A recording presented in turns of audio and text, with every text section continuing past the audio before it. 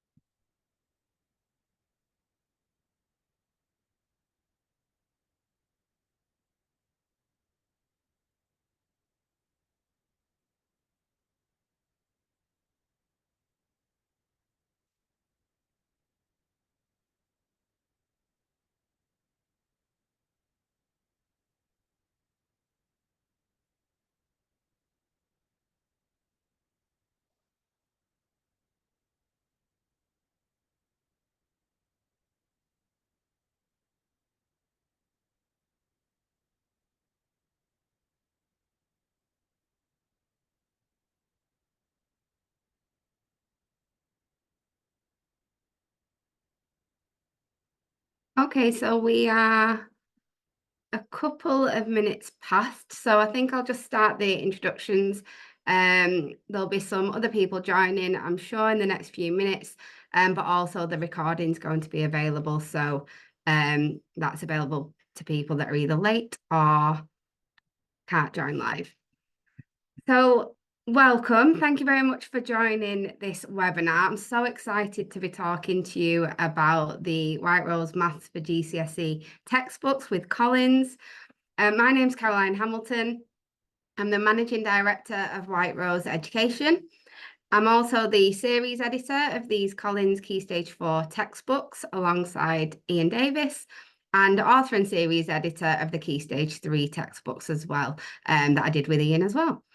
But obviously, alongside all those things, I am a teacher at heart. So I'm a secondary maths teacher.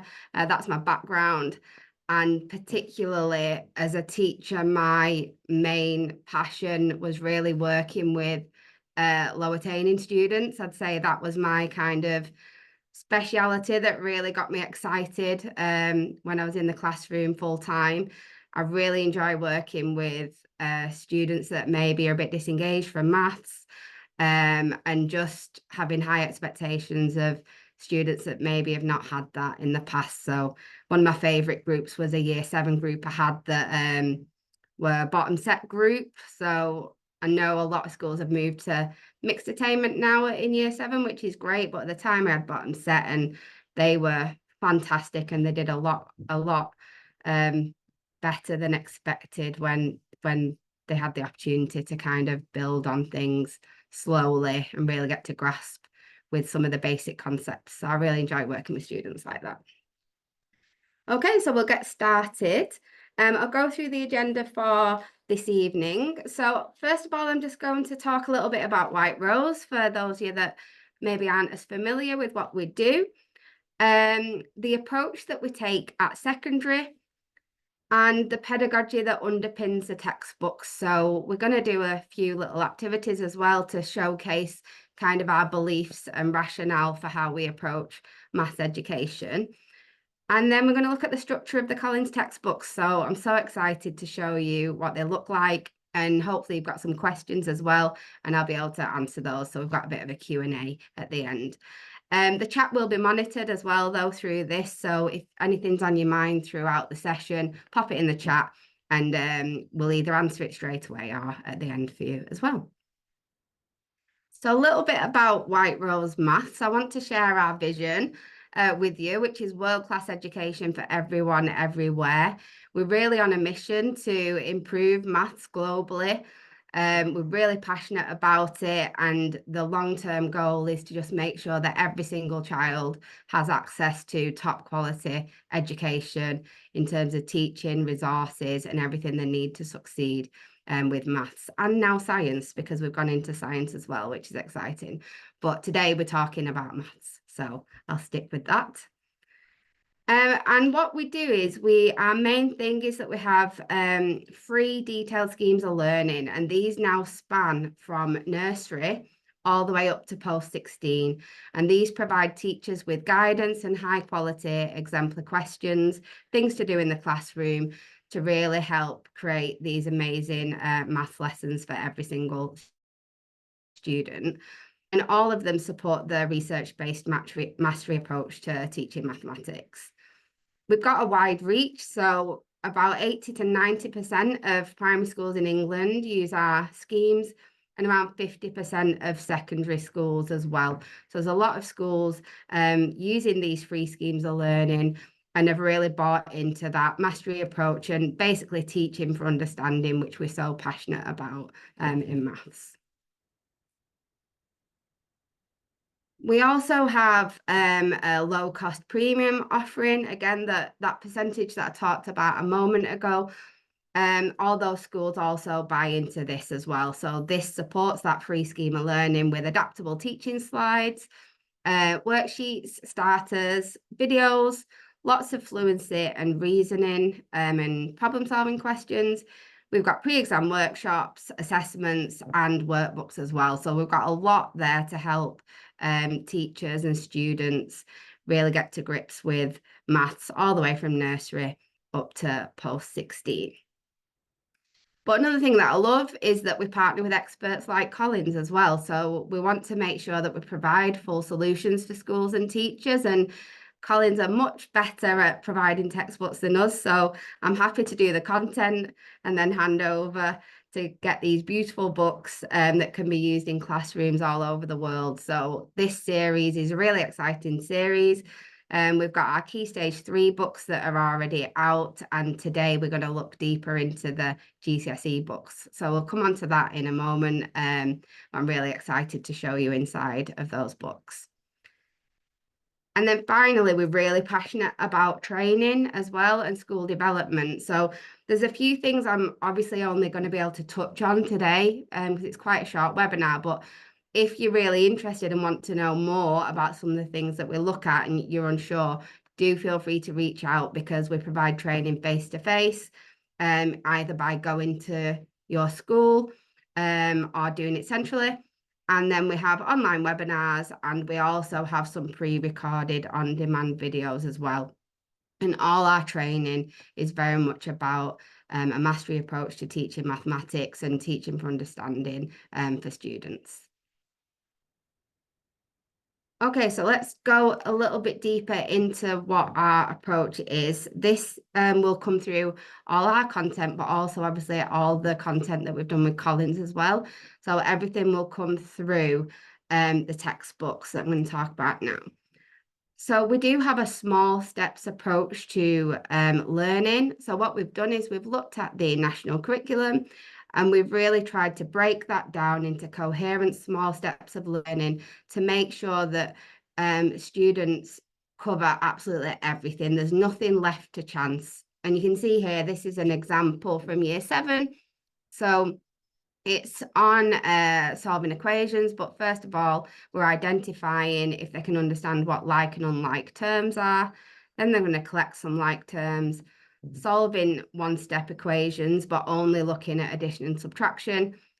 Then moving on to solving one-step equations with multiplication and division. And then finally, it brings it all together. So it's a slowed down approach to the learning to make sure that absolutely everything is covered.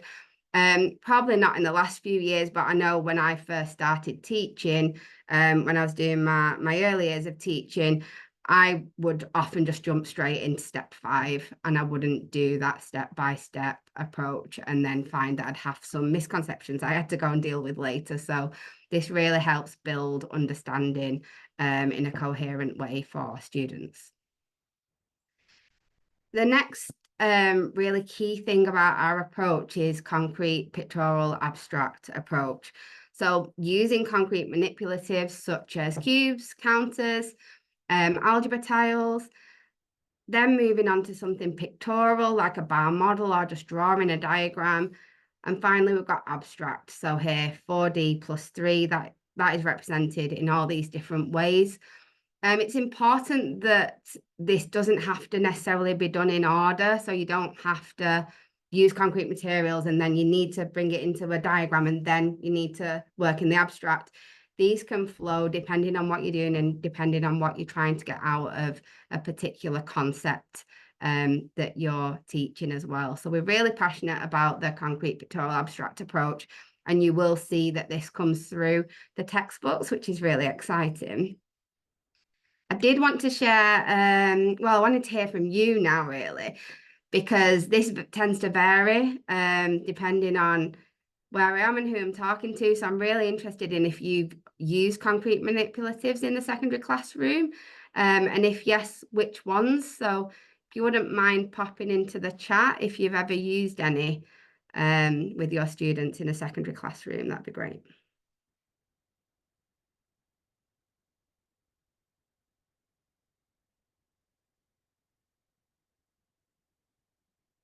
Double-sided counters. Love that. Love some double-sided counters. Thank you, Simon.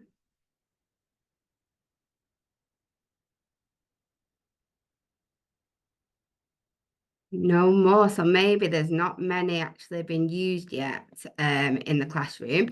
So we'll have a look at a couple of activities and see if you like them, and maybe we'll go back and use them in your classroom. So I wanted to show two activities, one that could be used with younger children. So you could use it in year 7, or you could use it with students that really need to go back to basics. And then I want to show you how you could use concrete manipulatives with high retaining students as well, and how you can stretch using those manipulatives. So let's look at this activity first. So I'm going to say a cube is equal to X in this instance. I'm going to say a counter is equal to 1. And this is, I'll always introduce algebra like this now with my students because it's just so powerful and creative for them. So we can say that we've got 4 cubes here and 3 counters. And so this stands for 4x plus 3. Okay, we've got an expression here of 4x plus 3. But then where it becomes really powerful is playing about with these manipulatives to really show the meaning of equivalence. So if we simply arrange them like this, students can clearly see that, well, we've got 3 plus 4x now, and this is exactly the same. They are absolutely equivalent. 4x plus 3 is equivalent to 3 plus 4x. And that first one is often the most common kind of way of writing it. And it can trip students up just by writing an expression in the opposite way around. So with the integer at the beginning there. So it's a really powerful way to show that equivalence. And then you can challenge students to say, well, how else can you arrange your cubes and counters? And can you write an expression to match? So for example, students might arrange them like this, and they can quite quickly write down an expression that matches the way they've arranged those cubes and counters. So here we've got x plus 1 plus 3x plus 2. And again, they've used exactly the same materials, and they're all equivalent to 4x plus 3. Another example, x plus 1 plus x plus 1 plus x plus 1 plus x. So this can obviously go on how many can they find? Can they find all of the possible combinations? And they can see that all these different expressions are equivalent to each other. So I absolutely love this lesson that I do with year 7s when we're introducing algebra, and it really helps them overcome some of those misconceptions that could form or that they do have already. It helps them when they come to collecting like terms and when they come to solve equations as well. So that's a nice little activity I wanted to share. And then let's look at something that's a bit higher level that could be done with a top set. For example, it can be done in year 11.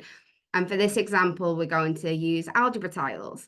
So I am jumping straight in here. So if you've never used algebra tiles or you're not sure what they are, apologies. I can send some extra material over, but hopefully you'll kind of see the power of it just through this example. So we're going to show that x squared plus 6x plus 9 is equal to x plus 3 all squared. So the first thing we're going to do is get our algebra tiles. So this is the x squared tile. And then we need 6x tiles. So this is what they look like. And finally, we need 9 1 tiles. And these are the colours for the algebra tiles as well, if you do ever use these in your classroom. And then you're going to challenge students, say, well, can you take those tiles and arrange them in a square? And this in itself is a nice activity because they need to trial and error and figure out how they can arrange the tiles. And eventually they'll come up with something like this. So they've got their x squared tile, they've got 3 of their x tiles, 3 of their x tiles, and they'll find that they can make a perfect square there. And then from that, they can see that each side length is x plus 3. And therefore, they've shown that x squared plus 6x plus 9 is equal to x plus 3 all squared. So it's really, really nice activity to do with high retaining students. And it can become even more powerful then for things like the difference of 2 squares, which is obviously quite an abstract concept. And it's often a real light bulb moment when we do this with students. So let's take a look. We need an x squared tile. And this time we need 4 x tiles and we need 3 ones. The task is the same. Can you take those tiles and arrange them into a square? And students will find that in this case, they can't. It's impossible. And they can clearly see then why x squared plus 4x plus 3 is equal to x plus 2 all squared minus 1, because they've got that gap there. They didn't have another tile to fit into that square. So they're 2 really lovely activities. There's lots more, obviously, in the textbooks and in the schemes that can be used and picked up, used in the classroom with all different attainment levels. And it brings the maths to life. It really helps deepen understanding, and it really allows creativity in the classroom as well, which I think is so important for maths education. Okay, and what else are we really passionate about at White Rose? There's loads of things, but we also are really passionate about teaching for depth of understanding. So we never try to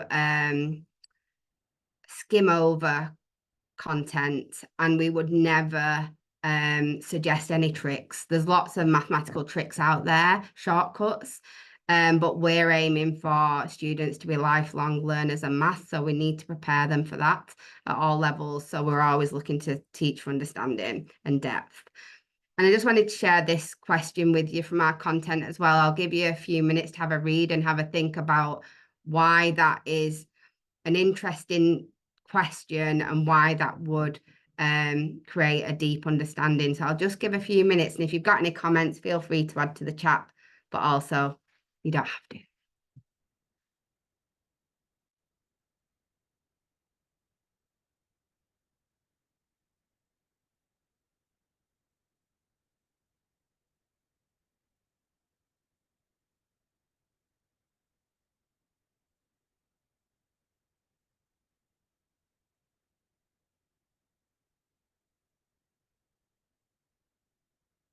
So hopefully you've had enough time to read this. And I love questions like this because they are so simple but so effective. They're highlighting numerous misconceptions that students might have, and we are great believers in highlighting these to students rather than waiting for them to make the mistake. I think it's important to highlight them first. And then that extra part to the question where it's asking, are any of these expressions equal to each other for particular values? I think is such a rich question to add in here, and it can really get students experimenting and trying things out, which is what we want. We don't want students scared of the maths. We want them to experiment and test and see what they can figure out. So I wanted to share that question with you as well. Right, so on to the textbooks. So before I jump into the GCSE books, which I'm sure you're all really excited to look at, I did want to do a quick recap of the Key Stage 3 books. So either because you've not seen them or just I want to look at the structure, and then what we can do is compare that to how it's similar and different to the GCSE books. So we'll do a quick recap. So the Key Stage 3 books, they do follow the same order as the White Rose schemes of learning. So you can see there that they start with algebra. So this is the Year 7 book, and our Year 7 schemes start with algebra. then it moves into number, onto geometry, etc. So they very much follow that order. It doesn't mean they have to be used in that order. If you're not following our schemes, for example, this could be picked up and used without them, but it is something that we chose to do with the Key Stage 3 books. Then in the actual chapters themselves, there's an Are You Ready section that's highlighted there, and that is testing prerequisite knowledge. So if students can't do some of those questions, you might want to just pause, make sure that they can do it before moving on to the practice. And you'll notice a models and representations section here as well. In the Key Stage 3 books, we give really clear examples of how you could use the CPA approach for topics. So even if you've not maybe received any training specifically, it should be able to guide you through and get you started using concrete manipulatives if that is something that you want to do as a school. Then we move on to some really detailed examples. And as you can see from this, they're very, very visual in the Key Stage 3 books. This is because we are looking for that depth, and understanding is at the heart of everything we do. And in Key Stage 3, we want to encourage that time to go into the depth and get that understanding. And then the practice is really well structured. It helps guide students through. So it's often quite scaffolded. You can see here that question 1 uses the diagrams and then removes it. So even if they have had to quickly look over the example, the questions are also going to help them guide them through the learning as well. Then there's a what do you think section, and these what do you think questions, they really encourage students to think differently. They encourage reasoning and problem solving, and often, but not always, they are quite open-ended questions as well. So that's that purple section there that's in the Key Stage 3 books. And then finally, there's a consolidation section. So this is an additional practice. I love this section actually, because if your students have needed a little bit of help in the main practice, you then want to see if they can do it independently. So that's how I use the consolidation, because it really pulls out the key learning points, the most vital points in this topic. And then I can check that my students can do it fully independently without any help. And then there's also a stretch section as well. So this challenges and pushes students that have maybe finished quickly, or they really relish the challenge of doing some extra problem solving as well. It doesn't mean that there's no problem solving in the main practice section. There is, but this just goes even further to add more challenge. And then we've got a reflect and an end of block review as well in the Key Stage 3 books. So that was a very quick recap on the Key Stage 3 books, and now it's time to have a look at the Key Stage 4 books. So there are 2 books per tier. So we've got book 1 and book 2 for foundation, and book 1 and book 2 for higher. The purple colour there is your foundation, and the green for your higher. Book 1 is focused on number, algebra, ratio, proportion, and rates of change. So that's the same for foundation and for higher. And then book 2 focuses on geometry, probability, and statistics. And what we've done is we've done an Edexcel version that you can see here on screen, but there's also an AQA version as well that's fully aligned to the exam board and has full coverage. So let's take a look inside. And as you just saw with the Key Stage 3 books, that is aligned with the order of the small steps in our schemes. What we chose to do with Key Stage 4 is we have not done that. We have ordered it just by number, algebra, ratio, proportion, and rates of change. So you could go through this in order, but you're much more likely to choose the topics you want to do in the order you want to do it, depending on what scheme you are following, or whether you have your own order that you like to do Key Stage 4 in as well. So these are fully flexible for you to use however you want.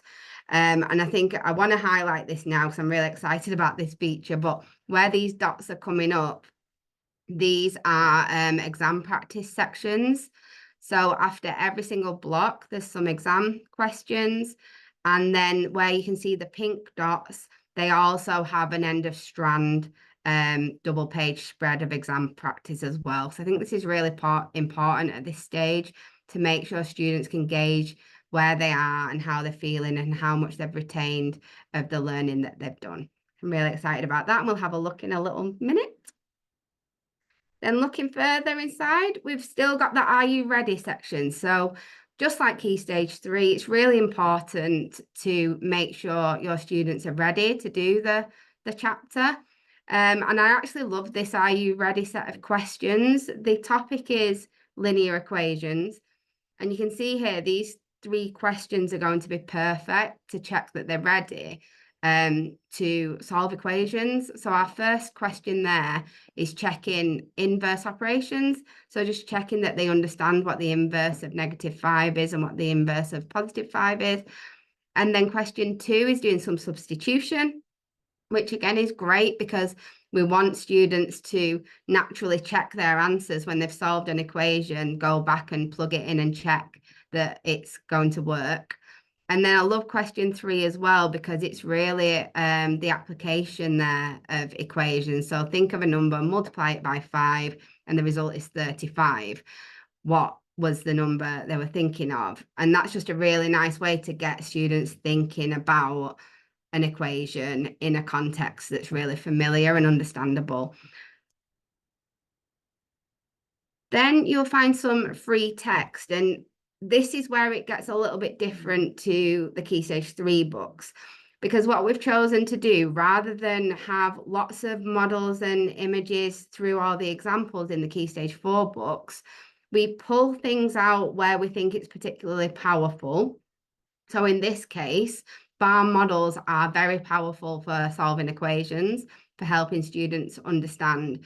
And in Key Stage 3, a lot of the examples will use bar models.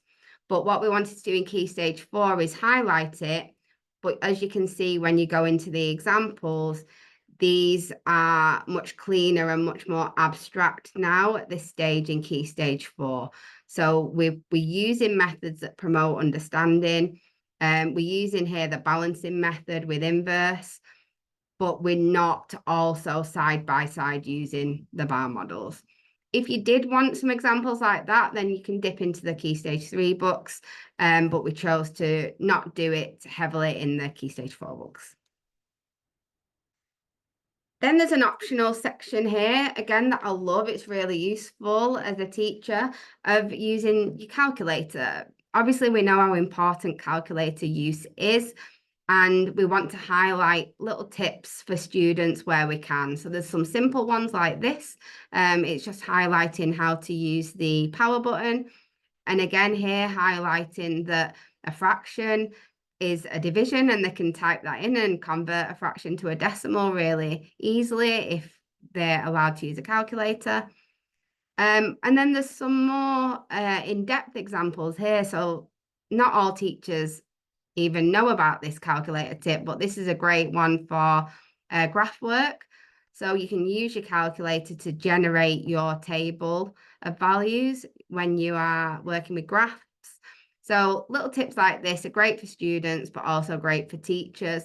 And occasionally they might get questions like this on the calculator paper. And if they know these tips, they're going to be able to use their calculator to help them through those exams as well. Okay, and then on to the practice. So the questions that we use are varied. We want to make sure that students are exposed to all possible examples. So I'm sure we've all had those students that they'll be great and they'll work really hard in lessons, and they go and do an exam and they go, "Miss, you didn't teach me that. You didn't teach me that." I was like, "I definitely did teach you that." But what I'd not maybe done is varied it enough so that they'd seen things like equations in different formats. So straight away, you can see in this example, the variables are moved around. So they're very simple one-step equations, but we have made the numbers a little bit tricky. We've put the calculator symbol there because we don't want students necessarily spending the time doing lots of arithmetic in this exercise. We want to make sure that they know how to solve an equation using the inverse. So that's what this exercise is about, and that's why we've put the calculator symbol alongside. Obviously, as a teacher, you can choose to ignore that symbol depending on what you want to get out of the exercise. And you'll find that some questions don't have a symbol, and that is your decision. You decide. Some will have a non-calculator symbol, and that is advising that we think you should probably try these without a calculator. But again, it's up to the teacher what you want to do with these practice exercises. And just like Key Stage 3, we really thought it was important to include the what do you think section. So this highlights misconceptions or unusual examples. Again, they're often open-ended. And I just want to give you a few minutes just to read this one. Again, I think it's really interesting. What do you think question for foundation students? So I'll just give you a minute.